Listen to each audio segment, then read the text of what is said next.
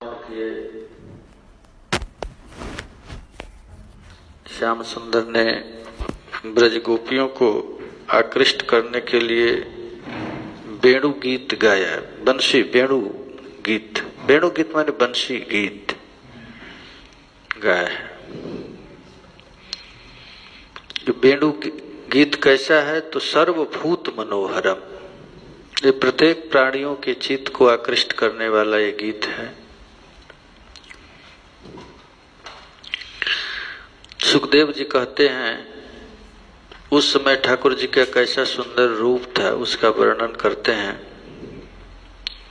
कहते हैं बरहा पीडम नटवर बपु कर्णयो कर्णिकारम बिभ्रद्वासः कनक कपिशं वैजयन्तीं च मालाम् रंध्रान् वेणोरधर सुधया पूरयन् गोपवृन्दैर् वृन्दारण्यं स्वपदरमणं प्राविशद् गीतकीर्तिः।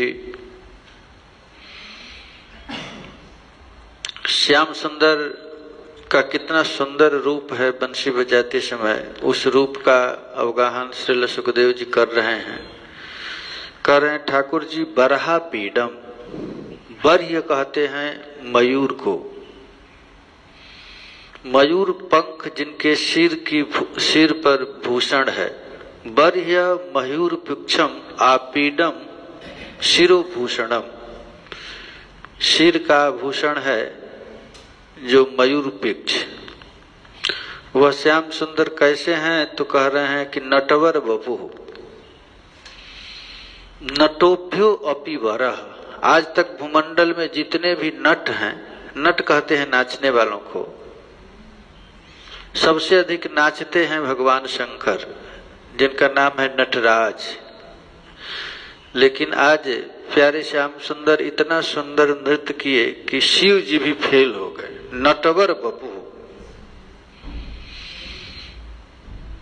अर्थात नटेभ्योपि वरम श्रेष्ठम बपु, ऐसा श्याम सुंदर हैं कि आज तक इस धरातल पर इतना सुंदर नृत्य करने वाला कोई नहीं हुआ, जिनके नृत्य को देख करके भगवान शंकर भी मोहित हो गए।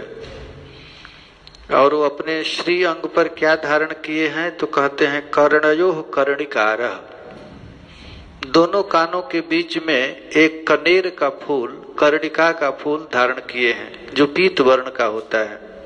कर्णयोः कर्णिकारम। और उनका अंग कैसा है तो कहते हैं कनक कपिशम, कनक कहते हैं सोना को, सोना जैसा चमकता हुआ जिनका वस्त्र है। वासः ऐसा उनका वास है, कपड़ा है। वैजयंती मालाम च बिभ्रत, 5 प्रकार के पुष्पों से बना हुआ जो वैजयंती माला है, उस माला को ठाकुर जी धारण किए हुए हैं। और अधर सुधया वेणो रंधान पूरयन, अपने अधर पर बंसी धारण करके ठाकुर जी समस्त प्राणियों के चित्त को आकृष्ट करने के लिए रंधन कर रहे हैं, बजा रहे हैं। उनकी आवाज सुन करके पूरयन गोप वृंदे, कृष्ण जैसे ही बोलने का अभ्यास गोप बालक श्रीदामा सुबल आदि गोप बालक कर रहे हैं।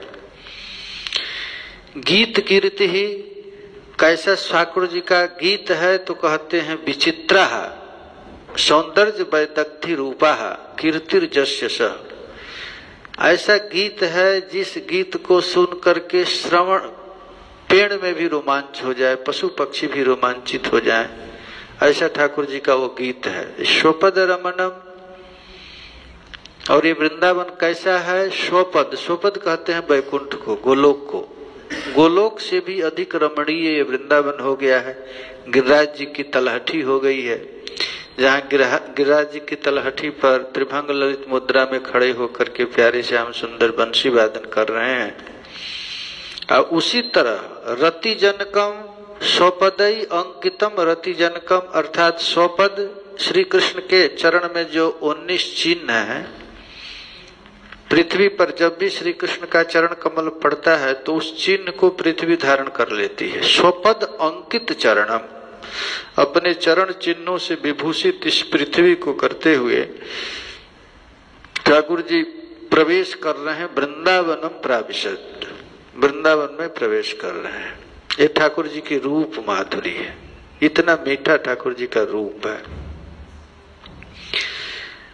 कभी कभी अपने रूप को ठाकुर जी यदि दर्पण में या जमुना जी में या कहीं छाया में अपने ही रूप को यदि देखते हैं श्री कृष्ण, तो अपने रूप को देख करके मोहित हो जाते हैं। जन्मर्त लीलौ पैकम सुजोगम माया बलम दर्शयताम गृहीतम। श्रीमद् भागवत में तृतीय स्कंद में भगवान के रूप माधुरी का वर्णन करते हुए उद्धव जी कहते हैं कि प्यारे श्याम सुंदर जब अपने श्री रूप का दर्शन करते हैं परछाई में या दर्पण में या जल में, तो विस्मापनम स्वस्य सौभगर्दे, अपने ही रूप माधुरी को देख करके आश्चर्यचकित होते, मैं इतना सुंदर हूं। अरे महाराज, पदम पदम भूषण भूषणांगम, श्री कृष्ण के अंग में जो आभूषण है वो आभूषण भी भूषित हो जाता है, अर्थात आभूषण का सौंदर्य बढ़ जाता है। श्री कृष्ण की रूप माधुरी को देख करके या रूप माधुरी को भूषण भूषित नहीं करता है, अर्थात भूषण से वे सुखी नहीं होते, बल्कि भूषण भी भूषित हो जाता है, भूषण का सौंदर्य बढ़ जाता है। ऐसा श्री कृष्ण का रूप माधुरी है। श्री गौरांग महाप्रभु चैतन्य चरितामृत में लिखा गया है कि जब इस श्लोक को सुने राय रमानंद से, जन्मर्त लीलौ पैकम सुजोगम माया बलम दर्शयताम गृहीत, तो विस्मापनम, श्री गौरांग महाप्रभु उस रूप माधुरी को सुन करके इतना आश्चर्यचकित हो गए कि स्वरूप दामोदर के गले को पकड़ करके गीत गाने लगे गौरांग महाप्रभु ठाकुर जी के रूप माधुरी को। कृष्ण अपने रूप से मोहित होकर के आस्वादन करने के लिए महाराज गौर का अवतार हुआ है। गौर का अवतार का मुख्य कारण यही है कि हम अपने रूप सौंदर्य का आस्वादन करो। श्री गौरांग महाप्रभु कहते हैं कि कृष्णेरो जते खेला सर्वोत्तम नर लीला। भगवान के विविध अवतार हैं, नृसिंह हैं, वामन हैं, परशुराम हैं, मत्स्य अवतार है, कुर्मा अवतार है, अनंत अवतार ठाकुर जी का है, लेकिन उन समस्त अवतारों में श्रेष्ठ नर लीला है, रामकृष्ण की लीला है। जब भगवान राम के रूप में आते हैं, कृष्ण के रूप में आते हैं, और उनमें भी गोप वेश वेणुकर। कोई भी अवतार महाराज बंसी नहीं बजाया ना गोप के घर में आया, गैया चराया। तो श्री कृष्ण की कैसी रूप माधुरी है, तो कहते हैं गोप वेश वेणुकर। गोप का वेश है और हाथ में वेणु रखे हैं, बंसी रखे हैं। नौ किशोर है, नौ तारुण्य है, नौ युवराज है प्यारे श्याम सुंदर, और नटवर है। ब्रह्म संहिता में लिखा गया है कि जहां का चलना ही नृत्य जैसा है, और जब नृत्य करे तो कैसा लगेगा। जहां के लोग केवल बात करते हैं तो संगीत जैसा लगता है, और यदि संगीत गाएं तो क्या होगा। तो ऐसे ही नौ युवराज प्यारे श्याम सुंदर कितना मधुर हैं, नौ तारुण्य है, नौ किशोर हैं, और ऊपर से नृत्य कला कर रहे हैं, नृत्य रहे हैं, नाच रहे हैं ठाकुर जी, नटवर। नर लीला है अनुरूप। महाराज कौन कहे, उस रूप माधुरी को देख करके ब्रह्मांड में तहलका मच जाता है। स्वर्ग की वनिताएं आश्चर्यचकित होकर के उस रूप माधुरी का अवगाहन करने के लिए स्वर्ग छोड़ करके अपने विमान को वृंदावन के आकाश में खड़ा कर देती हैं, और अपने पति के साथ हैं लेकिन बेहोश होकर गिर जाती हैं प्यारे श्याम सुंदर को प्राप्त करने के लिए। श्री चैतन्य महाप्रभु सनातन गोस्वामी से कहते हैं कि कृष्णेरो मधुर रूप सुन सनातन। अरे सनातन, तुम कृष्ण की माधुरी का श्रवण करो, कथा श्रवण करो, कैसा रूप माधुरी है। अरे इस संसार में जितना रूप दिख रहा है महाराज, ये श्री कृष्ण के एक अंश का 1000वां अंश है। जिस रूप को देखकर हम लोग संसार का रूप देखते हैं। वृंदावन में एक मैया थी, वो कहती थी कि अरे कृष्ण के रूप माधुरी का एक कण छटा भी यदि को किसी को प्राप्त हो जाए तो संसार का रूप महाराज सुअर जैसा लगेगा, देखने की इच्छा नहीं करेगी, ऐसी रूप माधुरी है। सनातन गोस्वामी से श्री गौरांग महाप्रभु कहते हैं, कृष्ण रो मधुर रूप सुनो सनातन। सनातन श्री कृष्ण की माधुरी सुनो, कितना सुंदर रूप है। जे रूपेर एक कण, जिन रूप के एक कण डूबा या सब त्रिभुवन, सारा त्रिभुवन को डुबा देता है, ऐसी रूप माधुरी है। इसीलिए श्री कृष्ण का नाम है कृष्ण। कृष्ण का अर्थ होता है सर्वाकर्षक। कृष्णेर सर्व प्राणी करे आकर्षण, प्रत्येक प्राणियों को रूप कृष्ण की रूप माधुरी खींच लेती है। देखिए कृष्ण का अवतार, पेड़ सचल हो गया है। कृष्ण का इतना सुंदर रूप है कि उस रूप को देख करके पेड़ चलने लगता है, हवा रुक जाती है, जमुना की धारा रुक जाती है, चल अचल हो जाता है, अचल सचल हो जाता है। ऐसी रूप माधुरी, सर्व प्राणी करे आकर्षण। ये कृष्ण का रूप माधुरी ऐसा है कि प्रत्येक प्राणियों को खींच लेता है अपने लिए। भगवान की जो तीन माया है, जोग माया, जो चित्त शक्ति, स्वरूप शक्ति इत्यादि, इस सब का जितनी भी ताकत है, जितनी भी सामग्री है, वो सब सामग्री मिला करके कृष्ण रूप का निर्माण किया गया है। जैसे हम लोगों का शरीर है पंचभूत का बना हुआ है।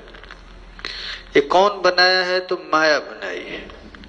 ये जगत की सृष्टि कैसे हुआ है? तो माया के द्वारा हुआ है।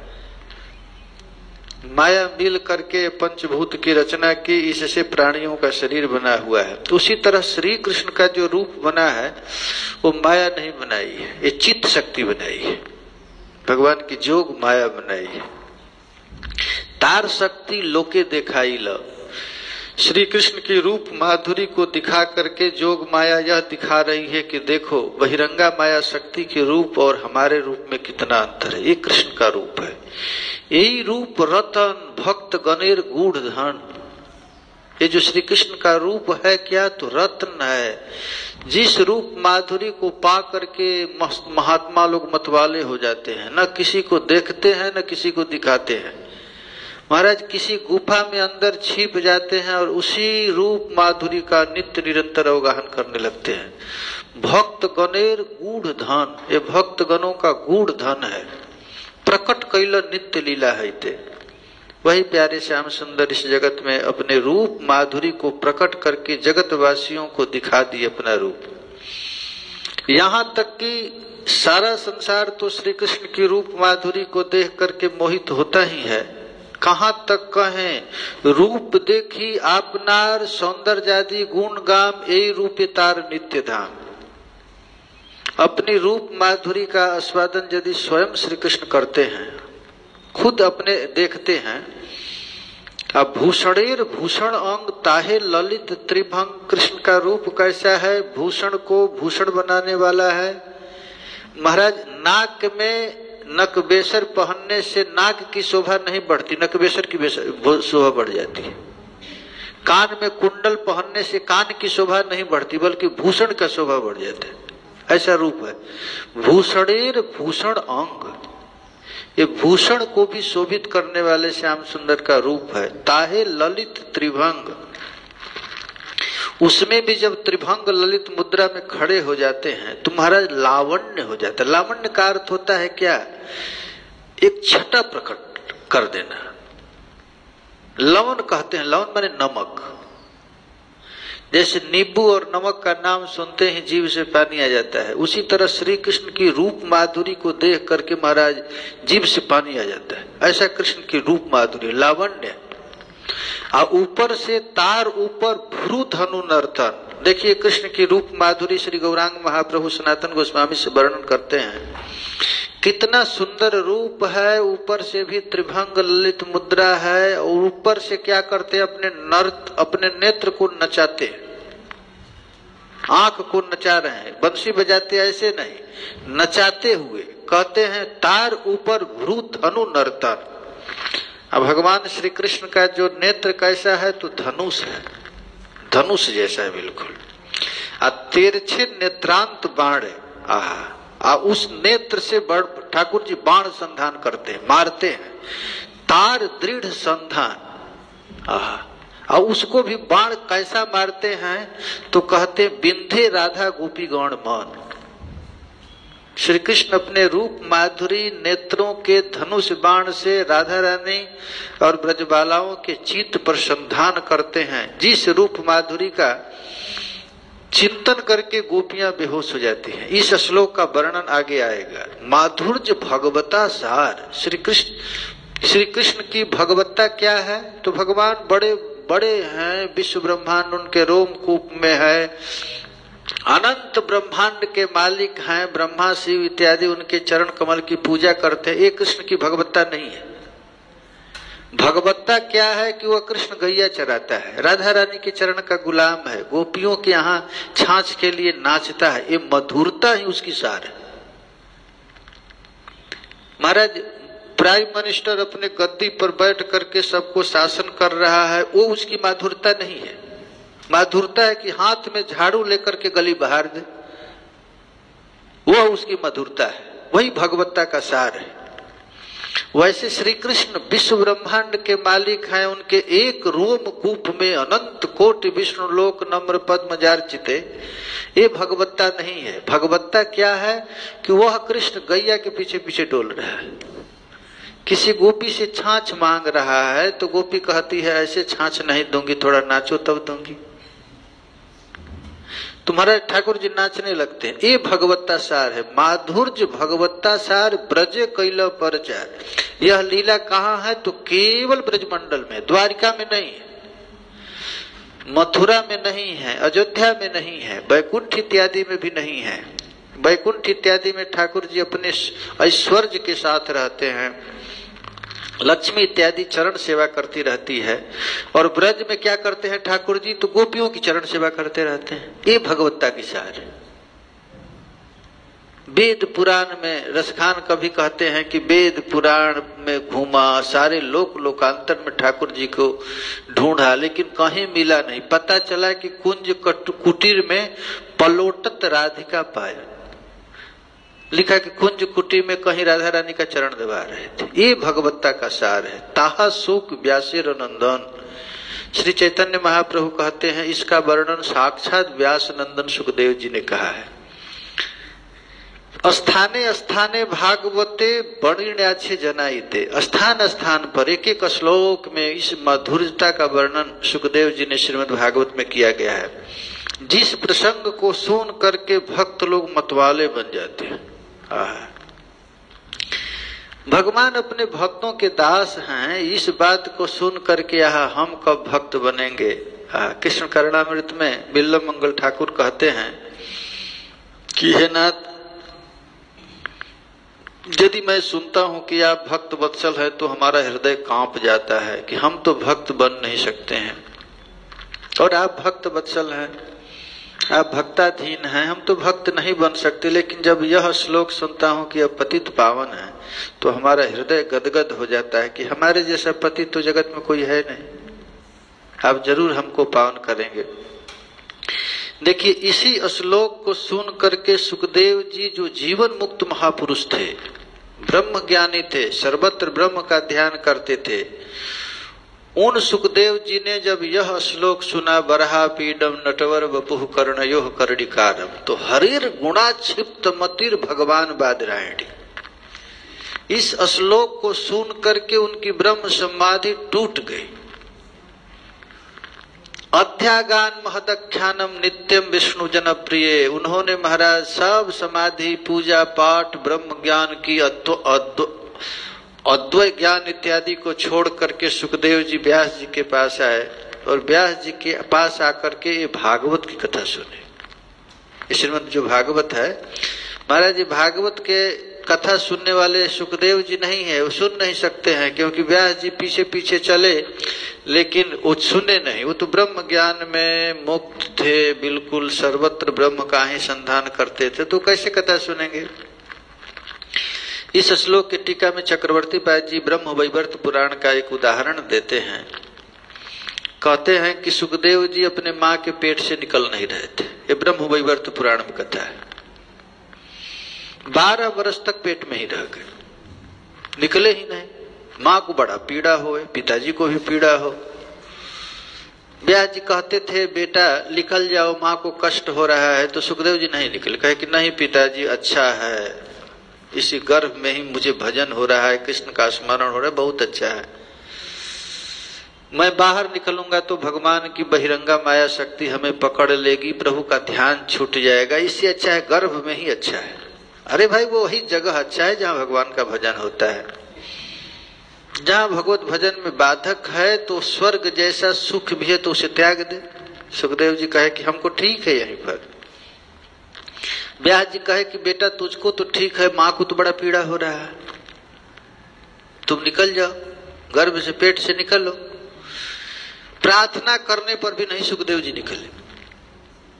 तब व्यास जी को बड़ा भारी चिंता हुई कि अब क्या किया जाए। तो उस समय श्री कृष्ण का अवतार हो गया था, द्वारिका लीला चल रही थी। महाभारत में लिखा गया है कि व्यास भगवान द्वारिका गए और द्वारिका जाकर के श्री कृष्ण से प्रार्थना किए, हे प्रभु समस्या बहुत जटिल है, आप कृपा करके संधान कीजिए, मेरा पेट का बच्चा निकल नहीं रहा है बाहर। तो ठाकुर जी द्वारिका से पैदल बद्रिकाश्रम है। अब व्यास की पत्नी के पास जाकर के सुखदेव जी से कहे कि सुखदेव तू निकलो।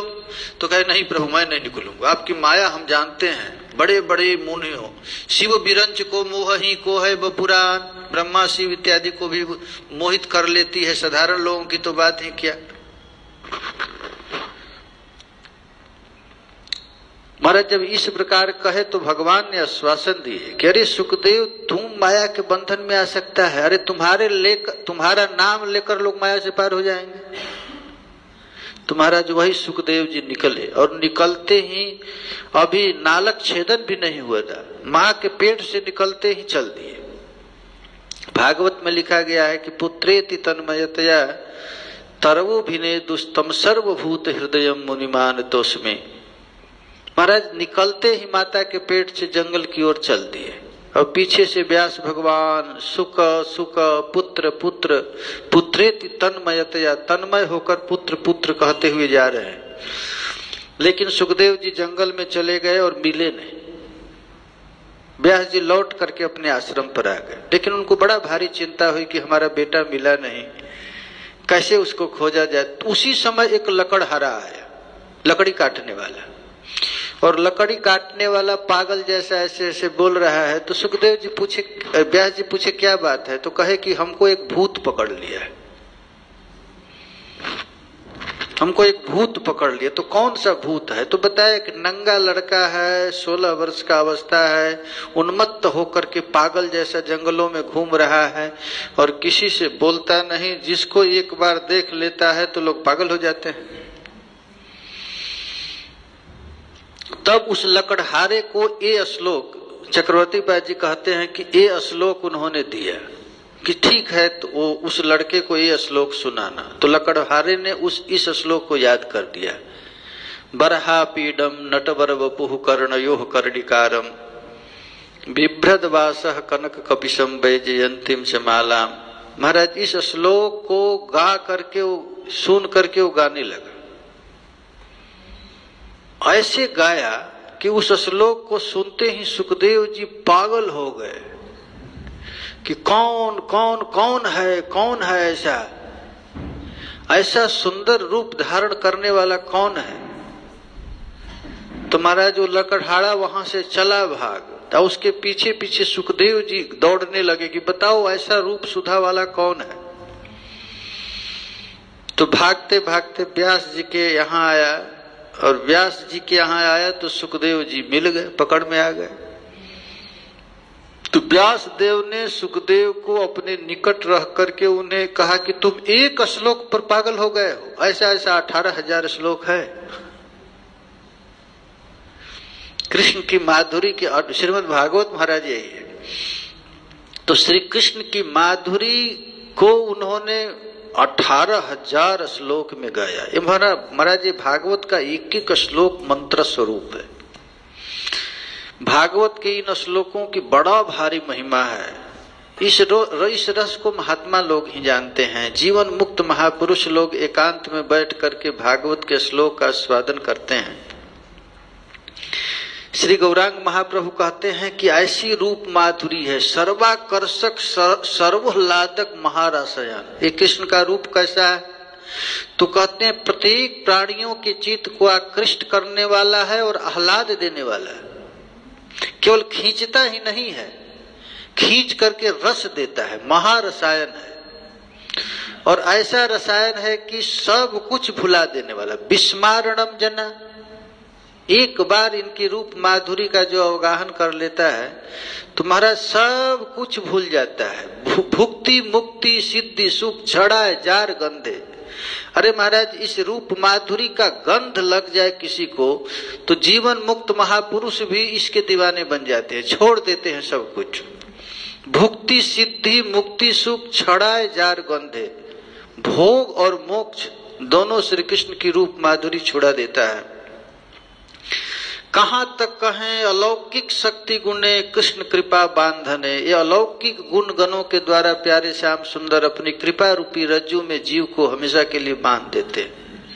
यही स्वभाव गुणे जाते माधुर्य रसार। इससे पता चलता है कि श्री कृष्ण की कैसी रूप माधुरी है, कैसा आह्लाददायक है। ये उनका रूप ही नहीं, उनके अंग का गंध भी पागल बना देता है। श्री कृष्ण के अंग का गंध ऐसा ऐसा गंध निकलता है महाराज, जिस गंध को एक बार यदि कोई श्रवण करे। श्रीमद् भागवत में लिखा गया है कि सनकादिक की भी यही स्थिति थी। सनकादिक भी पर ब्रह्म में उन्मत्त रहने वाले थे, कुछ भी नहीं जानते थे, केवल ब्रह्म का। लेकिन एक बार श्री कृष्ण के चरण कमल में प्रणाम करने के लिए झुके और प्रणाम करते ही चरण का गंध जो लगा तो सनकादिर मौन हरिलो सौरभ आदि गुने। केवल सौगंध सूंघ कर ही सनकादिक इत्यादि महात्मा बन गए, रसिक। और सुखदेव का मन हरण कर लिया रूप माधुरी, और सनकादियों के चित्त को हरण कर लिया उनके गंध इत्यादि। यही है भगवान की रूप माधुरी, भगवान की अंग माधुरी, लीला माधुरी, वेणु माधुरी, धाम माधुरी। ये ठाकुर जी की मधुरता है, मधुर है। ये कृष्ण सुंदर नहीं है। वल्लभाचार्य जी कहते हैं कृष्ण मधुर है। अधनम मधुरम नयनम मधुरम। मधुर माने खाने वाला, पीने वाला चीज है महाराज, ये मिठास है। कृष्ण का रूप कैसा है? तो कृष्ण के रूप को देख कर देखने का नहीं मन करता है, पीने का मन करता है। ऐसी पित्वा मुकुंद रस सारग मक्ष भृंगही।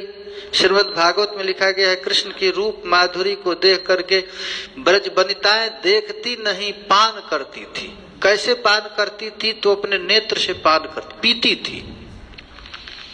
श्री कृष्ण की गुण कथा को वे लोग सुनती नहीं थी, उसको क्या करती थी? तो जिंघ्रंति कर्ण विबड़ई श्रुतिवात नीतम।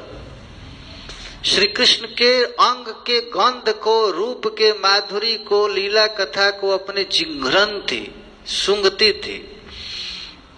और श्री कृष्ण भी महाराज जिनका स्वभाव है, कृष्ण हैं कैसे? तो कैसे भी सुंदर लगते हैं। जब श्री कृष्ण चलते हैं तो मैया उनको पगड़ी बांध देती है, ऊपर मयूर खोस देती है। मयूर पंख क्या है कि जो एक बार देख लेता है तो देखने के बाद फिर वह कुछ देखना नहीं पसंद चाहता। अर्थात मयूर पुच्छ को देख करके आकाशचारी देवता भी पागल हो जाते हैं। उनकी स्त्रियां 9 मेघे कोरी अच्छे शोभा। कैसा सुंदर है श्याम सुंदर का श्री अंग, कैसा है? तो बिल्कुल 9 जलधर के समान है श्री कृष्ण का रूप, 9 जलधर के समान। और ऊपर से मयूर पंख धारण किए हैं। मल्लिका मलती माले गाथिली गाथिया भाले किवा दिल चुड़ानी बेड़िया। मालती की माला पहने हुए हैं ठाकुर जी, गले में बनमाला है। क्या सुंदर चूड़ा उनका बना हुआ है। लगता है कि नीलगिरी को शिखर घेर लिया है, पर्वत के। नीलगिरी क्या है? श्याम सुंदर का नील शरीर, नीलांबर, ऐसा रूप है।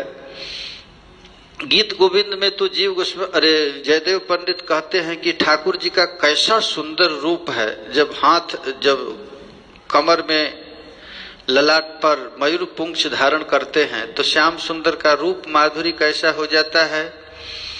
जयदेव जी कहते हैं, चंदक चारु मयूर शिखंड कमंडल वलयित केशम प्रचुर पुरंदन धनुर नुरंजित मेदुर मुदित सुवेशम। कृष्ण की चंदक चारु मयूर शिखंड मंडल वलयित केशम। श्री कृष्ण का रूप कैसा है तो कितना सर्वाकर्षक रूप है, ऐसा मधुर है। प्रचुर पुरंदन धनुर अनुरंजित, ऐसा लगता है कि प्यारे श्याम सुंदर 24 घंटा धनुष लेकर के खड़े विद्ध कर मारने के लिए। चूड़क सिर पर माला है, मालती की माला है, सौरभ से उन्मत्त होकर के भंवरा गुनगुना रहे हैं। लगता है कि वैदिक ब्राह्मण लोग वेद पाठ कर रहे हों, कृष्ण की रूप गुण की महिमा गान कर रहे हों, ऐसा इनकी उन्मत्तता है। सजनी को कहे काम अनंग, अरे सखी कौन कहता है कि काम सबसे सुंदर है, मदन की इतनी वो सुंदरता है। मदन की महिमा वही गाता है जब तक श्री कृष्ण की रूप माधुरी का अवगाहन नहीं किया। देखो तो सही, ये वृंदावन में कैसा मदन है। महाराज के वृंदावन में एक मदन है, अप्राकृत मदन, नवीन मदन। एक कैसा है तो केली कदम तले सो रतिनायक पेखल नटवर भंग, ये रूप है। केली कदम्ब तले सो रतिनायक, कदम के नीचे ठाकुर जी बैठ जाते हैं। अब पेखल नटवर भंग, ऐसा रूप माधुरी है। कतहु विषमसर नयन भूण भर, जिधर जिधर मुस्कुरा करके देखते हैं वहीं ही महाराज सब गिर जाता है, ऐसा रूप है। कतहु विषमसर नयन भूण भर संचक बाण कमाने, ये देख करके श्री कृष्ण का वही रूप है। प्रचुर पुरंदर धनुर अनुरंजित मेदुर मुदित सुवेशम रासे हरिमिह विहित विलासम स्मृति मनो मम कृत परिहासम। श्री कृष्ण की रूप माधुरी को देख करके ब्रज वनिताएं मीटिंग करती थी, सब गोपियां बैठ जाती थी और बैठ करके मीटिंग करती थी। अरे सखी अब घर से बाहर मत निकलना, मीटिंग करती थी। हम लोगों का कुल कलंकित हो जाएगा, मत जइवो, कहती थी मत जइवो घट भरवे नीर खाड़ो जमुन तीर सामलो वहीर मारे त्रिगन तीर सुधी हरे शरीर। ओ ब्रजराज से कैसे बचेगी लाज, श्याम सुंदर का कैसा रूप है। जिस रूप को देख करके जड़ चेतन नर नारी नाग कन्याएं देवताएं सब मोहित है। नागरी नारी मरम महाहानई, ये रूप माधुरी को देख करके ऐसी इनकी स्थिति हो जाती है। क्या कहूं, देख कर भी नहीं देखना चाहती हैं। इनका श्रुति मूल चंचल। ये श्री कृष्ण देखो, जब श्री कृष्ण चलते हैं तो क्या क्या नाचता रहता है। जब श्री कृष्ण चलते हैं तो मयूर पंख नृत्य करने लगता है, नाच रहा है। कान का कुंडल नृत्य कर रहा है, नाक का गजमोती नृत्य कर रहा है। ये श्री कृष्ण की रूप माधुरी है। पैर का नूपुर नृत्य कर रहा है, कटी का किंकनी नृत्य कर रहा है। ऐसा ठाकुर जी का रूप है। यही है नटवर बपू।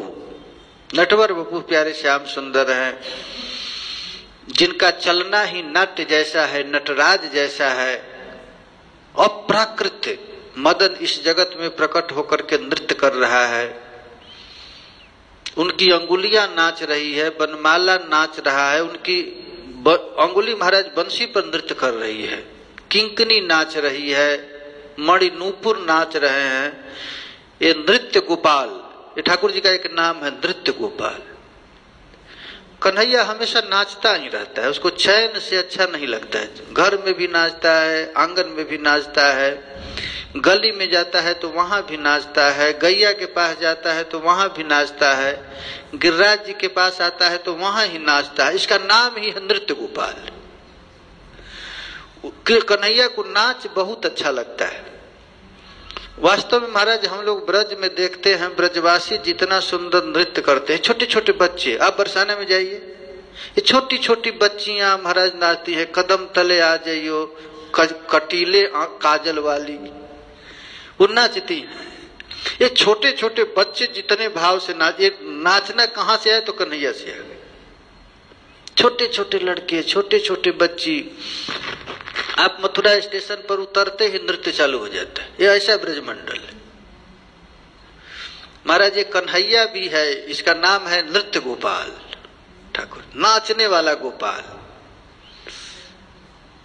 अनर्थ एक देश है, अनर्थ। अनर्थ का अर्थ होता है कि यहाँ के नर नारी सब नाचते रहते हैं। ऐसा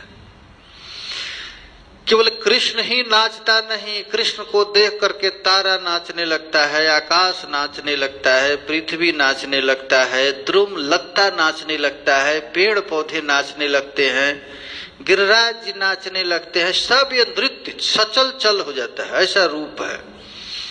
लघु तोषणी में श्री जीव गोस्वामी पाद इस रस का वर्णन करते हुए कहते हैं, तस्यापि विस्मापकया निर्णयेन। ऐसा है ठाकुर जी की कृष्ण का स्वभाव, उनका स्वयं का विस्मापक है। अर्थात श्री कृष्ण का रूप ऐसा है कि केवल दूसरा ही देख करके मोहित नहीं, खुद भी मोहित हो जाते हैं। कृष्ण की रूप माधुरी है कि अपने लिए भी तो खतरनाक है। एक अपने को भी देख करके ठाकुर जी को चाह हो जाती है। सर्वत तदीय रूप वृंद वरिष्ठम तत्रापि तदानी नटवेश भीष।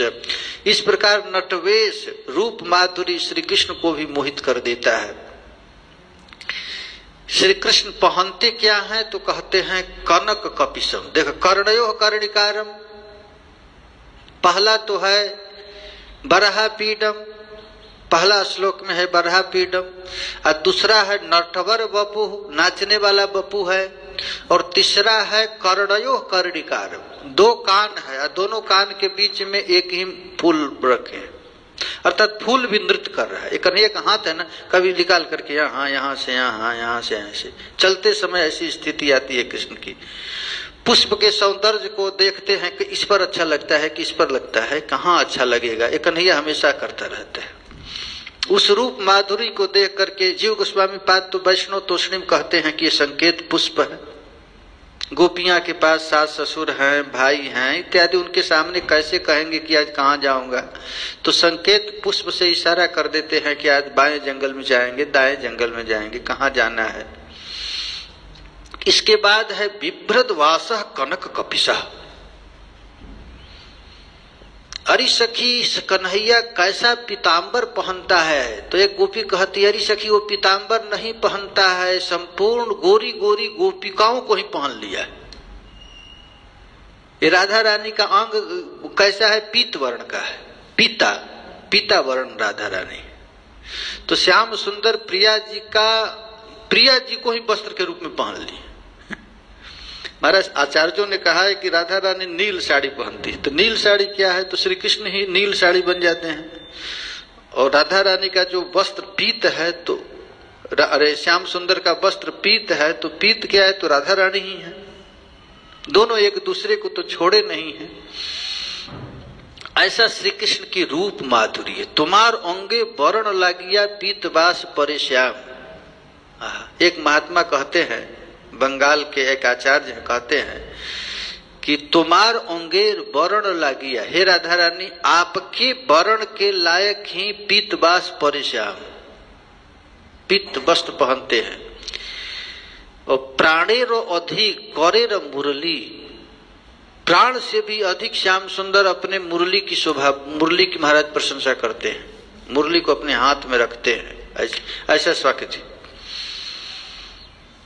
कटी में तो पीत वसन है, रसना पर राधा राधा नाम है। ऐसा श्याम सुंदर का रूप है, रूप। और उसके बाद महाराज उनकी माला है, ठाकुर जी की माला कैसा है, तो वैजयंती माला है। 5 पुष्पों का माला धारण किए हैं ठाकुर जी। अब विनोद गले विनोद माला, श्याम सुंदर तो ऐसे ही विनोद हैं, उनकी माला भी विनोद की सरह है। विनोद ठाकुर दूल्हे, आमोद प्रमोद के लिए ही तो कृष्ण का अवतार है। कौन विनोदिनी गांथिल माला विनोद विनोद फूले आहा। ये कृष्ण का रूप कैसा है, क्या कहा जाए महाराज, ये रूप नहीं है। ऐसा ही शास्त्र में लिखा गया है, आज तक राधा रानी कभी कृष्ण का दर्शन नहीं की। जब भी देखती हैं तो लगता है कि प्रथम बार देख रही हैं, अर्थात तो हमेशा नूतन है, नित्य नूतन है कृष्ण। अभी देखिए कुछ और, अभी देखिए कुछ और, ऐसा है। और उनका माला भी ठीक वैसे ही है। कृष्ण का माला कैसा है तो कहते हैं कि कृष्ण विनोदी है और उनका माला भी विनोदी है। कौन विनोदिनी ने इस विनोद रूपी पुष्प को लेकर इनकी माला बनाई है, ऐसा बना दिया है। ये माला है। नौ घन स्निग्ध वर्ण दलितांज चिकन इंदिवर निंद सुकोमल, ऐसा रूप माधुरी। सौदामिनी पीताम्बर स्थिर रहे निरंतर। श्री कृष्ण की जो वस्त्र है लगता है सौदामिनी बिजली है, चमकने वाली बिजली, लेकिन श्री कृष्ण के श्री अंग में आकर के कैसी हो गई है तो लग रहा है कि स्थिर हो गई है ऐसी। ये रूप माधुरी है। और ऐसा सुंदर रूप धारण करके ठाकुर जी महाराज चल रहे हैं। रंध्रान वेणो रधर सुधया पूरयन गोप वृंदई। ये श्री कृष्ण की रूप माधुरी है, इतना सुंदर रूप। और रूप के बाद क्या करते हैं, इस रूप को देखकर ही लोग बेहोश हो जाते हैं। ऊपर अपने अधर पर बंसी लेकर के रंध्रान वेणु रधर सुधया। वेणु क्या है तो कहते हैं वेणु में केवल पोल ही पोल है, खाली है। उस पोल को ठाकुर जी भरना चाहते हैं लेकिन ये पोल भरता नहीं है। अधर सुधया, अपने अधरासव के द्वारा उसको भर रहे हैं लेकिन वो भर नहीं रहा है। उसका अंत हृदय महाराज खाली का खाली ही है। ऊपर से क्या है तो उस बंसी में महाराज छेद है, छिद्र है। देखो एक भक्त चक्रवर्ती पाद जी कहते हैं कि देखो वेणु को अपनी अधर सुधा से निश्चिद्र करने के लिए श्री कृष्ण की इच्छा है। कृष्ण की इच्छा है कि ये छेद वाला है, इसमें दोष ही दोष है, ऊपर से केवल पोल ही पोल है। तो श्याम सुंदर अपने अधरासव के द्वारा उसके पोल को भरना चाहते हैं और फिर उसके जो छेद है उस छेद को अंगुली से भी छेद को बंद करना चाहते हैं। श्याम सुंदर तो यही कर रहे हैं कि हमारे भक्त के हृदय में भाई खाली न रहे, उसमें पूरा मैं भर दूं, उसका छिद्र है उसको मैं समाप्त कर दूं। फिर भी उसका छेद समाप्त होता है न पोल भरता है, दोनों नहीं भरता है। उसी तरह ठाकुर जी कह रहे हैं कि हे संसारिक व्यक्ति तुम लोग कान खोल करके सुन लो, ये छिद्र वाले व्यक्ति को भी श्री कृष्ण नहीं छोड़ सकते। यह मत सोचो कि मैं पापी हूँ, दुरात्मा हूँ, अपराधी हूँ, कृष्ण के पास कैसे जाऊं। चिंता मत करो, कृष्ण का अवतार इसीलिए हुआ है। अरे छेद वाले बंसी के तो अपने गले में लगाए फिरते हैं, अपने अधर पर रखते हैं और बंसी को महाराज अपने हाथ पर रखते हैं। इसलिए चक्रवर्ती पाद जी अपना भाव दिए हैं। मानो ऐसे प्यारे श्याम सुंदर जगत के लोगों को यह सिखला रहे हैं कि वेणु जैसे कठोर अचेतन अनधिकारी और छिद्र वाला वनिताओं को भी ठाकुर जी भगाते नहीं, ऐसे व्यक्ति को भी ठाकुर जी अपने पास नहीं भगाते हैं। तात्पर्य यह है कि प्रेम के अनुरूप ही श्री कृष्ण की माधुरी का आस्वादन यहाँ पर आचार्य लोग किए हैं। ये ब्रजबालाएं सर्वस्व त्याग करके इसी रूप माधुरी का अवगाहन कर रही हैं और श्री कृष्ण अधर पर बंसी रह करके नृत्य करते हुए चल रहे हैं।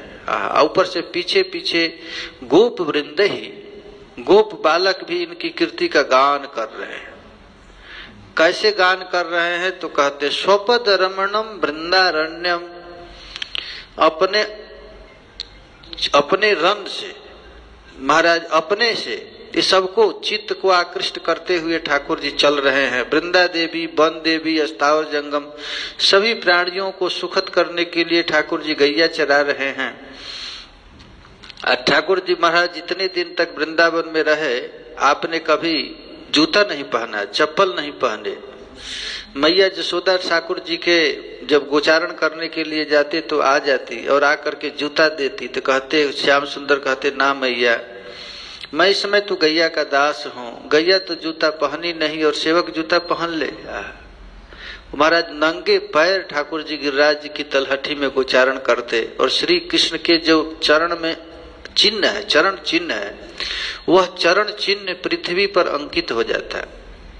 और जब अंकित हो जाता तो उस अंकित को पृथ्वी छोड़ती नहीं, हमेशा रखती। श्री कृष्ण में जो 19 चरण चिन्ह है वह अंकित हो जाता है।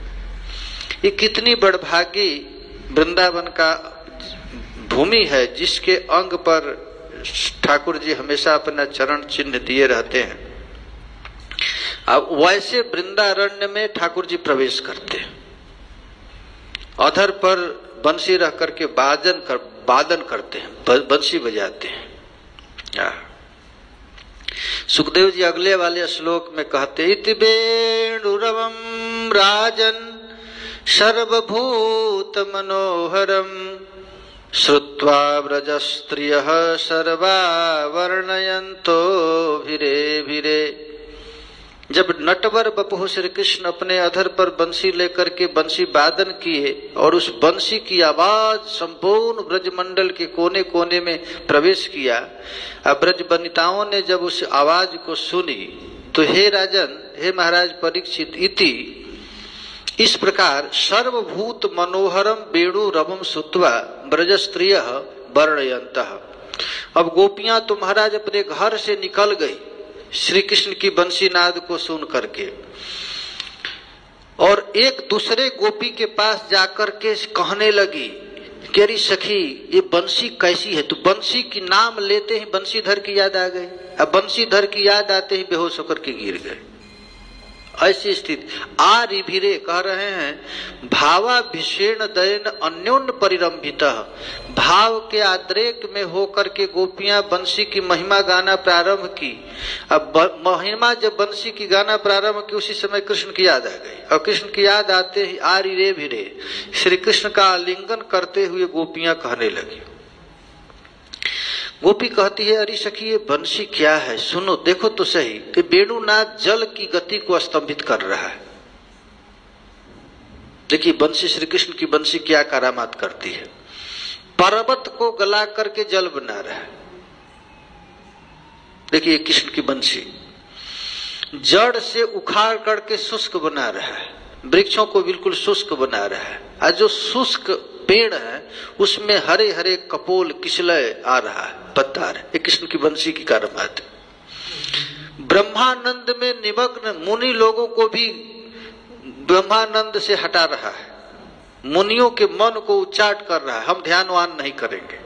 आश्चर्य की निदान श्री कृष्ण की वेणु ध्वनि सर्वोत्कर्ष के साथ यह विराज रहा है। ऐसी बंसी है कि बिल्कुल ब्रह्मांड में तहलका मचा दिया है। कैसी रूप माधुरी है, कैसी वेणु माधुरी है। आचार्य चरण कहते हैं कि देखो तो सही ये सुनिया बेड़ूर रव बन माजे धेनु सब माथा तुली व्याकुल नयन। गोपियां कह रही हैं कि देखो सखी ये श्री कृष्ण कितना खतरनाक व्यक्ति है। बंसी क्या बजाता है, बंसी की आवाज सुन करके वृंदावन के जितने भी पशु पक्षी हैं, गैया है, वो अपने सिर को ऊपर उठा करके घास भी नहीं चरती है, उसका माथा घूमने लगता है। मैं क्या करूं, बंसी की ऐसा है। इति उति फिरे जाए तृण पत्र नहीं खाए। ये बंसी की आवाज सुन करके इधर उधर गैया दौड़ रही है, घास इत्यादि नहीं खा रहे। छूटे जाए श्याम दर्शने, जहां है वहीं से भाग जाती है। कहां भागती है तो कृष्ण के दर्शन के लिए चली जाती है। एक गोपी कहती है कि तू गैया को देख रही है, जमुना जी को नहीं देख रही। जमुना उछान बे ध्याने चित्त नहीं रह। जमुना महाराज वृंदावन से जाकर आगरा की तरफ बहती है, लेकिन बंसी की आवाज सुन करके उल्टा दिल्ली की तरह जा रही है, उल्टा चलती है जमुना। जमुना उझान बे ध्यान चित्त नहीं रहे। अब बड़े बड़े वृंदावन में बड़े बड़े जोगी लोग एकांत में बैठ करके जो ध्यान कर रहे हैं, अष्टजाम लीला का चिंतन कर रहे हैं, जोगी मुनि सब छाड़े ध्यान। ये बंसी की आवाज सुनकर सब छोड़ छाड़ दिए।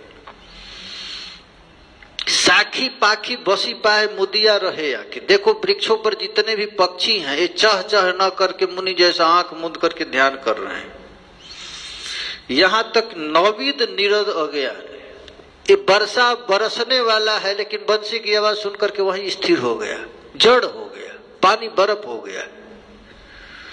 कहां तक कहें, अरे सती छाड़े निज पति लज्जा छाड़े कुलवती। बंसी की आवाज ऐसी है, देखिए पहले तो रूप माधुरी का वर्णन हुआ, अब बेड़ू माधुरी की वर्णन गोपियां कर रही हैं कि बेड़ू क्या करता है कि बेड़ू की आवाज सुन करके सती छाड़े निज पति, सती पति बताए स्त्री अपने पति को त्याग देती है, और कुलवती नारियां अपने कुल को छोड़ देती है, अपने लज्जा को छाड़ देती है, खुले जाए नीरव बंधन, निबिर बंधन।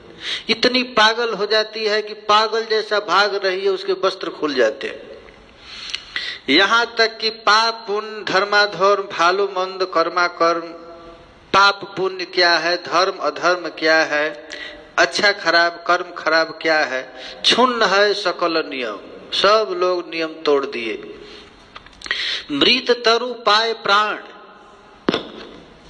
देखिए ये बंसी की आवाज क्या करती है, जो मरा हुआ व्यक्ति है वो जीवित हो जाता है और जीवित व्यक्ति मर जाता है, ऐसी बंसी करती है।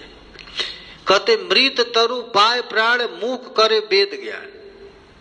जितने मूक हैं गूंगे हैं वो सस्वर वेद पाठ करने लगते हैं। शुष्क तरु शोभे किस लय, और सूखा लकड़ी घर में जो लगाए रहते हैं लकड़ी, वो बंसी की आवाज सुन करके उसमें से पत्ते निकलने लग जाते, किसले निकल जाता है। माँ तारा मकरंद पिए, और सूखे लकड़े के मकरंद को पीने के लिए भंवरा मतवाले हो रहे हैं। घन घोष बरिसाए बसंत बहिया जाए, पीक बधु गाय कल ताने। वृंदावन में कू कू की आवाज से कोयल मतवाले हो रहे हैं। जरणा जीर्ण देह माजे नौ रसे प्राण गाय, श्यामेरे बसरी मधुगाने। यही सर्वभूत मनोहरम श्रुत्वा ब्रज स्त्रिय सर्वा वर्णयन्तो भिरे भिरे। ये ब्रज गोपियां श्री कृष्ण की मधुर मुस्कान, महाराज मधुर मुरली की आवाज को श्री कृष्ण का आलिंगन करते करते कहने लगी। आ भिरे भिरे हृदया कांतम श्री कृष्ण भावनया। आरे भिरे का अर्थ श्री लजीव गोस्वामी पाद कहते हैं, श्री कृष्ण का आलिंगन करते करते ये ब्रज गोपियां महाराज बोलने लगी। कहती है, कृष्ण को कहते हैं, वृषभानु नंदिनी प्रेम में भर करके आकुल होकर के अपने प्रिय नर्म सखी ललिता इत्यादियों के पास पकड़ करके अश्रु पुलक युक्त होकर के प्रिया जी कहने लगी। श्री कृष्ण की महाराज बंसी की आवाज सुन करके राधा रानी अपनी प्रिय नर्म सखी ललिता, विशाखा, चंपक लता इत्यादि सखियों से कहने लगी, सजनी ओके नागर तरु मूले। ये नागर कौन है? इत दिन नाही जानी लोक मुखे नाही सुने, हेन जान अक्षय गोकुले। राधा रानी श्री कृष्ण की रूप माधुरी को देख करके कहते हैं कि अरे सखी, एक नागर है कौन? इतना दिन तक ब्रज में था, मुझको पता नहीं ये कौन है। ये तो दिन नहीं जानी लोक मुखे नहीं सुने भी नहीं, हेन जौन अक्षय गोकुले। ऐसा व्यक्ति भी इस गोकुल में रहता है। वो क्या करता है तो मुरलीर आलापने पवन रहिया सुने। कहीं एकांत में जंगल में किसी पेड़ के नीचे बैठ करके प्यारे श्याम सुंदर महाराज बंसी नाद करते हैं। अब बंसी नाद करते हैं तो किसी को सुनाते नहीं है, खुद सुनते हैं। और बंसी की आवाज सुन करके जमुना जी में तरंग आने लगता है। एक सखी कहती है कि अरे तरंग नहीं आता है। जमुना बंसी की आवाज सुन करके महाराज अपने दोनों हाथों को उठा करके आलिंगन करने के लिए चल देती है। ना चले रवीर रथ। राधा रानी अपनी सखियों से कहती हैं, देखो तो सही, ये बंसी की आवाज सुन करके रवि अपना रथ चलना बंद हो गया, सूर्य चलना बंद हो गया, स्थिर हो गया है। यहां तक बाजी नहीं पाए पथ दर बर दारू पाषाण, पत्थर इत्यादि द्रवित हो गया है। आज आप लोग देखे हैं, आप लोग वृंदावन में तो देखे होंगे, जिस पत्थर पर खड़े होकर श्याम सुंदर बंसी बजाते थे पत्थर पिघल जाता है, पैर धंस जाता था, फिर निकालना पड़ता था। जैसे कीचड़ में फंस जाता है वैसे पत्थर पिघल जाता था। हम लोग तो गिरिराज जी पर चढ़ते नहीं, लेकिन ब्रजवासी लोग कहते हैं महाराज ब्रज गिरिराज जी के ऊपर कन्हैया का बड़े बड़े चरण चिन्ह पत्थरों पर ऐसा। कुछ कुछ तो हम लोग देखे हैं चरण पहाड़ी की तरफ, बठैन के पास जो चरण पहाड़ी है, बड़े बड़े कृष्ण के चरण कमल है चरण पहाड़ी पर। नंदगांव में भी चरण चिन्ह है। कहते हैं कि दौर वहे दारू पखान, लकड़ी गल जाता है, पत्थर गल जाता है, मनोहरे मनोहर वेश। श्री कृष्ण का मनोहर वेश देख करके, कैसा वेश है, रूप है, तो मृग मद चंदन तनु घन लेमपन, ये कृष्ण का रूप है। गीत गोविंद में जयदेव पंडित श्री कृष्ण की रूप माधुरी का वर्णन करते हैं। कैसा सुंदर रूप है। चंदन चर्चित नील कलेवर, पीत बसन बन माली, खेली चलन मन कुंडल मंडित गंड जुगस्मित साली, बिहरति हरिह सरस बसंते, नृत्यति जुवति जनेन। ऐसा रूप माधुरी है। मृगमोद चंदन तनु घन लेपन, ऐसे ही ठाकुर जी का क्या सुंदर मत वाला रूप है, उस पर चंदन लगाए हुए हैं। उस रूप माधुरी को देख करके सब लोग भूल जाता है। सुनिया मुरली ध्वनि ध्यान छाड़े जतो मुनि, बंसी की आवाज सुन करके ऋषि मुनि भी अपना ध्यान छोड़ देते हैं। जब तब किछु ही ना भाई, अच्छा उच्चाटन हो जाता है बंसी की आवाज सुनकर। अरे महाराज प्रारंभ में कहा जाता है भजन करो भजन करो, और अंत में कहता है अब भजन करके क्या करो, सेवा करो। भजन का सार तो सेवा है। मयूर की पांख, मालती की माला, भुवन मोहन ठाकुर जी का रूप है। अगरू चंदन लगाया हुआ है, सौरभ से समस्त जगत के चित्त के आकृष्ट कर रहे हैं। इस प्रकार ठाकुर जी का रूप माधुरी। राधा रानी कहती हैं कि अरे सखी क्या कहूँ, जिनके रूप माधुरी को देख करके सुन करके पशु पक्षी कीट पतंग स्थावर जंगम जड़ चेतन अचल सचल सब अपने धर्म को छोड़ रहा है। इस प्रकार राधा रानी श्री कृष्ण के रूप माधुरी का वर्णन करते करते गला अवरुद्ध हो गया, स्तंभ भाव उदित हो गया। कुछ देर में बिल्कुल मौन हो गई। सखियां सारी प्रिय सखी आकर कहने लगी, अरे सखी अब क्या किया जाए। जैसे श्री चैतन्य महाप्रभु इस रूप माधुरी का श्रवण करके महाराज बेहोश होकर गिर जाते, स्वरूप दामोदर राय रमानंद इत्यादि उनको पकड़ करके आश्वासन देते। तो उसी तरह यहाँ पर ललिता विशाखा सखी श्री राधा रानी की स्तंभता देख करके कहने लगी, सखी अब मैं क्या करूं बताओ। उन्हें देखा है तभी से मेरी अवस्था ऐसी मोहग्रस्त को हो गई है। अब मैं मानो खो गई हूं, उसे भूलने की चेष्टा करती हूँ लेकिन भूल नहीं पाती हूँ। चंचल चक्षु उसे देखने के लिए व्याकुल रहता है। हाय विधाता यह क्या कर दिया। इस प्रकार ठाकुर जी की रूप देख करके सुन करके प्रिया जी बेहोश होकर के प्रेम वैचित्री के भाव में गिर गई। वहीं पर श्रीमती के कानों में सखियां आई और आ करके प्रिया जी के रूप श्याम सुंदर के रूप माधुरी सुनाई, आहा वेणु माधुरी सुनाई। तब किशोरी जी कहने लगी कि अरे सखी, जिसके पास चक्षु है, जिसके पास आंख विधाता ने दिया है, उसका तो बस इतना ही जीवन है, इससे बढ़कर और कुछ जीवन नहीं। अपने नेत्र से श्याम सुंदर का दर्शन कर ले। देखिए यही है रूप का सार्थकता क्या है, उनको देख ले। चक्षुधारी मात्र के लिए है। इस प्रकार राधा रानी अपने प्रिय नर्म सखियों से एक दूसरे से यह कहना प्रारंभ करती है। सुखदेव जी महाराज अब अगले श्लोक में पूरे संपूर्ण जगतवासियों को कहते हुए कहते हैं, राधा रानी की उक्ति है कि ठाकुर जी ने जिसको नेत्र दिया है उस नेत्र की सार्थकता बस इतना ही है, इससे अधिक और कुछ नहीं। नेत्र का फल यही है। बस महाराज नयन भर देखो नंद कुमार।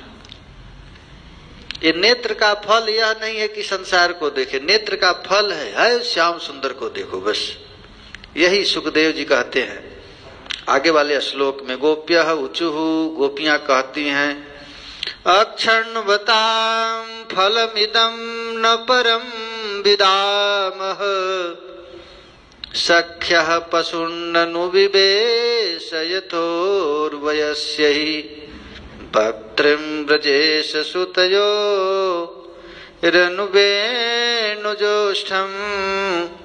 जैर्वा निपीतमनुरक्त कटाक्षमोक्षम। महाराज अब वर्णन करते, राधा रानी कहती हैं, हे सख्या, हे सखियां, हे ललिता, विशाखा, तुंग विद्या, चंपकलता, अरे सखियों, वजस्यई अपने सखाओं के साथ पशु अनुवेशितयंत हो, पशुओं को चराने के लिए ठाकुर जी पीछे पीछे चलते हैं। उस समय ब्रजेश सुतयो हो, ये राजा धीराज के जो दो लड़के हैं राम कृष्ण यो, बलराम जी और कृष्ण, अनुवेणु दुष्टम निरंतर वेणुना सेवितम, अर्थात प्यारे श्याम सुंदर को उच्चारण करते हैं तो महाराज हमेशा अपने अधर पर बंसी रखकर ही चलते हैं। आज भी ठाकुर जी का कोई मूर्ति बनाया जाता है तो ऐसे ही बनाया जाता है। कृष्ण का पहचान क्या है? बस। तो कहती हैं राधा रानी की अनुवेणु जुष्टम, प्यारे श्याम सुंदर अपने अधर पर बंसी रखे हुए हैं। अनुरक्त कटाक्ष मोक्षम, एक तो बंसी बजा रहे हैं और दूसरे क्या काम कर रहे हैं? अपने नेत्र को संधान कर रहे हैं। अनुरक्त जनेषु कटाक्षाणा मोक्षो जत्र तादृशानाम, जो उनसे प्यार करता है उनके चित्त को खींचने के लिए अपने भौं को नचाते रहते हैं। एक तो बंसी बजाना और एक करना। वक्त जह निपीतम अक्षण्वताम चक्षुषाम, बस वैसे रूप माधुरी का जो एक बार भी अवलोकन कर लिया, बस चक्षुताम इदम फलम न परम न विदाम, कहते हैं कि इससे श्रेष्ठ फल और कुछ हो ही नहीं सकता है। बस अपने नेत्र से एक बार श्याम सुंदर की रूप माधुरी को देखो, बस बस नयन का फल मिल गया, इसीलिए मिला है। किशोरी जी कहती हैं, हे सखियों, जो श्रीदाम सुबल सखाओ इत्यादि के साथ गैया को चराने के लिए एक वन से दूसरे वन में जो हाँकते हुए चलते हैं, उन्हीं ब्रजराज नंदन श्री कृष्ण और बलराम वेणु सेवित अनुरागी जनों के चित्त को आकृष्ट करने के लिए अपने बदन माधुरी के द्वारा संपूर्ण जगत के चित्त को आकृष्ट करते हुए जब प्यारे श्याम सुंदर चल रहे होंगे, उनके नेत्र की सार्थकता इसी में है। बस उसका अवलोकन करो, इससे आगे मत बढ़ो। यही गोपिया खड़ी। आज गोपी वेणु गीत का पहला श्लोक है। अब गोपी गीत गाना प्रारंभ करती हैं। पहले गीत में यही गाती हैं, बस नेत्रधारियों का नेत्र इसी में सार्थक है कि नंद नंदन श्री कृष्ण और बलराम एक दूसरे के गले पर हाथ रख करके अपने अधर पर बंसी रखकर गैया के पीछे पीछे चल रहे हों। ऐसी रूप माधुरी का एक बार जो अपने नयन भर कर देख लिया, बस बस नेत्र की सार्थकता यही है।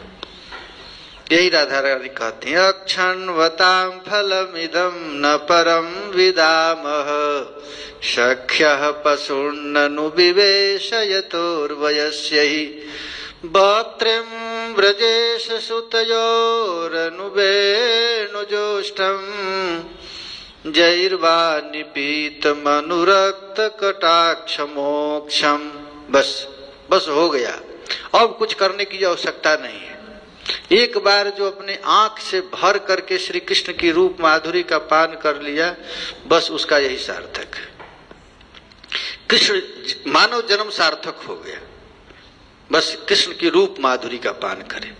इसीलिए महाराज महात्मा लोग नित्य प्रति क्या करते हैं? अपने घर में ठाकुर जी को श्रृंगार करते हैं। श्रृंगार करके पहले ठाकुर जी को दिखाते हैं, देख देख अपना रूप देख लो एक बार, दिखाते हैं ना। जानते हैं एक ये भी सेवा है, बीरी बसन सुगंध आरसी रुखलय करत खवासी। निकुंज में 4 सेवा है। निकुंज में सखियों की 4 सेवा है। भोजन के बाद पान खिलाना, बीरी, वस्त्र पहनाना, बीरी बसन सुगंध इत्र दिखाना, और आरसी, आरसी माने शीशा दिखाना। भगवान को श्रृंगार करके दिया जाता है कि देख लो, पहले तुम अपना देख लो। महाराज भगवान का बहुत अच्छा लगता है अपना रूप घंटों घंटों देखते रहते हैं। एक महात्मा कहते थे कि महाराज ठाकुर जी अपने हाथ में शीशा लेकर चलते हैं। ये लोगों को जो शीशा देखने की आदत है तो कहीं से नहीं, कृष्ण से ही आया है, क्योंकि सबका कारण तो कृष्ण ही है। तो ठाकुर जी अपने रूप माधुरी को देखते रहते हैं। इसी को भगवत रसिक जी कहते हैं, बीरी बसन सुगंध आरसी रुखलय करत खवासी।